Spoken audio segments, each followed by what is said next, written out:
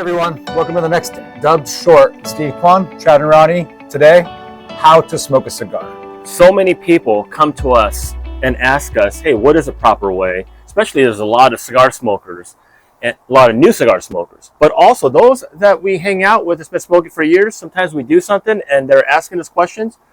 We got a good one for you guys. And when you're starting to smoke cigars, this is probably the most fundamental, important episode you can watch. Yeah, so what we're going to go through today is the fundamentals of how to cut a cigar, how to properly light a cigar, and then how to smoke it, right? Don't inhale, all that kind of fun stuff. So honestly, let's jump right into it, Steve. First and foremost, what's the proper way to cut a cigar, and what's the type of cutter you like? Yeah, absolutely.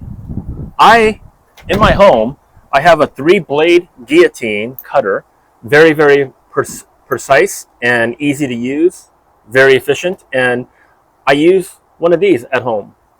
And this is the way I cut it.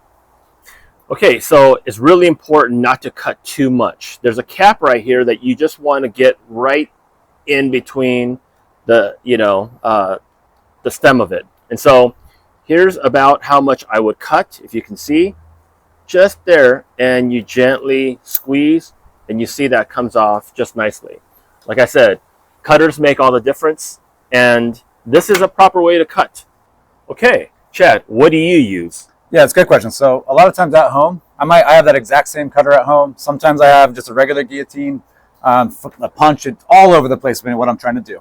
But today I'm traveling, right? I'm not at home. So I brought my travel, which is just a traditional guillotine cigar or cutter. And this is what you do. Just like Steve, just a little bit, right? You're not trying to waste your cigar.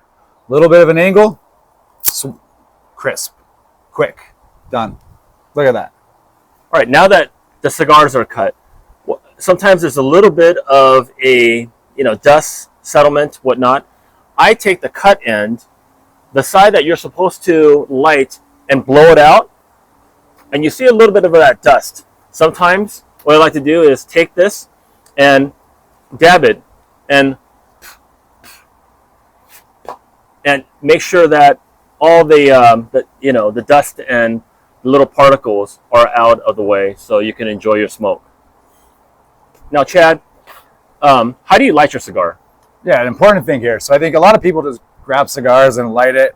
There's a couple different important things to remember. Number one, never use a regular lighter, like a flame lighter, unless that's your only option, because you're going to get the gas into the cigar and it's going to ruin it, right? So what most people do, like ultra professionals, either a torch or wood matches. Wood matches, right, is the way to do it. Wood matches also obviously a little bit harder. You might take a couple matches, but I like to use a 3-torch, right, butane lighter. I think that's actually what Steve has today too. At home, maybe I have a single torch or a quad torch on the golf course. Sometimes a little windy, I need to make sure I get enough flame out of there. I think the other important thing that people forget is not just to pull it up and light it, right? There's when able and not too windy, a ritual that's called toasting the cigar that helps heat it up a little bit before you actually put it to your mouth and light it. So let's demonstrate that real quick. Yeah. There you go. Get a good little taste of that cigar even before it's lit. I just love having that pre-lit flavor in my mouth. And then get here really close where the flame is all barely touching, if even touching, just to heat it up first, right? Get a little bit of a glow all the way around the cigar. You can kind of see that. And once you have that good little glow going on, put it in the mouth.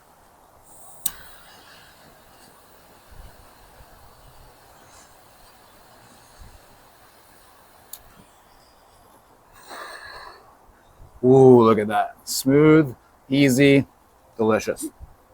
Now let's see a demonstration on how to smoke a cigar. What's the most important things here now? Chad, that was a great demonstration. I also love the way that Chad was turning the cigar as he was lighting it. That's very, very important for that even burn. When I'm tasting the cigar, and this is, of course, why we're doing all this, is really, really important to know that there are components to these cigars. It's important that you select the right wrapper. I love Ecuadorian Corojo and Maduro. You guys have seen previous episodes of that, and I can really taste the peppery exterior. So the way that I kind of tend to enjoy my cigar, I mean, everyone has their different ways. I try to keep the end as dry as possible. I mean, you could really taste, you know, even the Spanish cedar that it's been aging in, right? I mean, everything that has, you know, sort of you know, the environment that it's been in, to the type of component like the filler, the binder, and obviously the wrapper we just talked about. I mean, all really gives me that enjoyment that I constantly look for when lighting a cigar. And every cigar that I have lit that are different brands, I mean, you know, it's a different experience for me. The one thing that I constantly tell people is don't inhale this stuff. It's not good for you, and it's very, very harsh. And I don't think it's really meant for people to inhale. And there are some that I've seen from time to time. Now, for me, you'll hear me coughing. That's because I inadvertently inhaled. But enjoy your cigar, and I mean, really, it's about the selection for me, about what you want to enjoy at the time and what you want to pair. How do you actually hit it? Like, what's the practical thing? A lot of people are used to cigarettes, right, or anything else you might smoke. That the point is to inhale it, get the nicotine. That's not why you smoke a cigar, right? It's not nicotine heavy. There's almost none. No. So it's pure tobacco. That's it, right? So the better the filler, the better the hit, the better the flavor. And what's the trick? Just pull it in your mouth, swish it around a little bit. Swish it around a little bit. And you know, these cigars are also divided into 3 chambers, right? We have the foot third, we have the middle, and we have the end.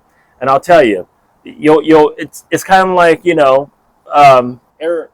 airing a wine, right? You know, right when you open it, it tastes a little bit different, but as it gets, you know, through the night, and it's very, very similar to that. So it'll get a little hotter, right? A little bit warmer throughout the whole thing, and a little bit sweeter, a little bit easier to draw. Even if it's easy right at the beginning, it'll get even easier towards the end. Most people love the first third, and I tend to like the end. That's when I try to pinch it as close to my fingers as possible, and you really can draw in a lot of the flavor that you know, that is sort of accumulated throughout the journey. So.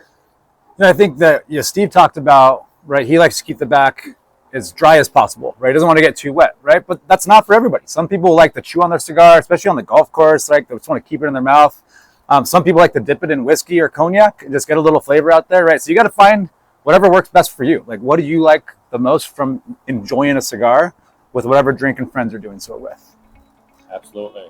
So with that, guys, right, brought to you from Drink Up, Burn Down, how to properly cut, light, and smoke a cigar. And enjoy.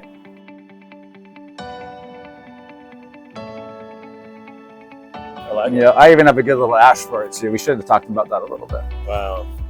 Yeah. Right? How to, like, don't ash it right away. It's not a cigarette. You're trying to stamp this shit out all the time. Like, and look at keep this ash as long as possible. Beautiful even burn on display.